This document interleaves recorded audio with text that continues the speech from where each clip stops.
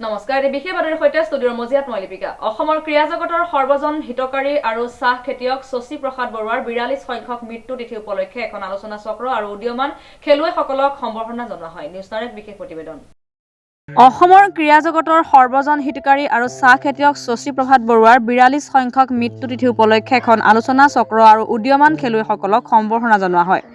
যোৰহাটৰ কুশল কোঁৱৰ ইনডোৰ ষ্টেডিয়ামৰ প্ৰাংগণত অনুষ্ঠিত এই অনুষ্ঠানত শশী প্ৰসাদ বৰুৱা স্মৃতি ৰক্ষা সমিতিয়ে পৰিমূৰ্তিত মাল্যাৰ্পণ কৰাৰ লগতে এগছি বন্তি প্ৰজ্বলন কৰি শ্ৰদ্ধাঞ্জলি নিবেদন কৰে। এই অনুষ্ঠানটিত শশী প্ৰসাদ বৰুৱাৰ জীৱন আৰু কৰ্মৰ ওপৰত আলোচনাৰ লগতে তেওঁৰ সৰ্বজন হিতৈষী গুণৰ ওপৰত বিশেষ আলোচনা হয়। বক্তাসকলে তেওঁক অসমৰ ক্ৰীড়া জগত অৱদানৰ কথা বহলভাৱে ব্যাখ্যা কৰে। উল্লেখযোগ্য উদীয়মান খেলুৱৈসকলৰ উৎসাহ বৃদ্ধিৰ বাবে তেওঁলোকক একোখন ফুলাম গামোচা আৰু স্মাৰক বঁটা প্ৰদান কৰা হয়। ইয়াৰ যোগেদি সমিতিয়ে শশী প্ৰসাদ বৰুৱাৰ আদৰ্শক প্ৰতিফলিত কৰি অসমৰ ক্ৰীড়া ক্ষেত্ৰত সৃষ্টিশীলতা আৰু অনুপ্ৰেৰণা আগবঢ়ায়।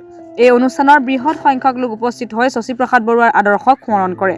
সমিতিয়ে আগন্তুক দিনত তেওঁৰ স্মৃতি ৰক্ষাৰ বাবে আন কাৰ্যসূচী হাতত লোৱাৰ সংকল্প ঘোষণা কৰে আৰু এই অনুষ্ঠানটিত দেৱাশিষ দত্ত নামৰ এজন ছাত্ৰই খেলুৱৈ সদৃশ ফুটবল আৰু ক্ৰিকেট খেলি থকা একোটা প্ৰতিমূৰ্তি আৰু খেলপথাৰ নিৰ্মাণ কৰাক লৈ সকলোৰে পৰা প্ৰশংসা বুটলিবলৈ সক্ষম হয়।